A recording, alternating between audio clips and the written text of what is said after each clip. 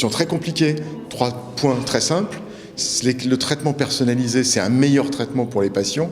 On va essayer de cibler non plus l'origine de la maladie sur le plan de l'organe, mais l'origine de la maladie sur le plan du gène qui est anormal.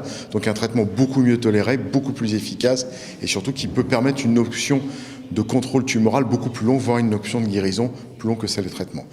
Pour la population générale, c'est une possibilité de dépister avant qu'ils deviennent malades, parce qu'ils ont une anomalie génétique qui peut les rendre malades, donc corrigeons l'anomalie génétique ou retirons les organes dans lesquels cette anomalie génétique est susceptible de poser un cancer. Mais la partie noire, c'est que c'est un changement pour les médecins, c'est un changement du mode d'action médical qui était basé sur un signe d'une maladie dans un organe avec un traitement, sur une réflexion d'un signe d'une maladie génomique dans une compression du génome et du traitement. Ce qui veut dire un coût de santé très important, puisque actuellement, c'est beaucoup plus cher de faire un traitement génomique pour enlever un gène que d'enlever chirurgicalement une tumeur ou l'irradier ou lui faire une chimiothérapie.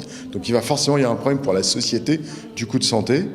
Et puis il y a aussi peut-être un petit problème, c'est que dans la partie du dépistage général, est-ce qu'on risque pas de se retrouver avec une sorte d'ostracisme pour certaines populations qui auront un gène anormal et en leur demandant d'avoir peut-être soit une intervention chirurgicale pour enlever, soit de limiter le risque de descendance. Attention à une dérive éventuelle sur le plan d'une éthique et d'un comportement humain.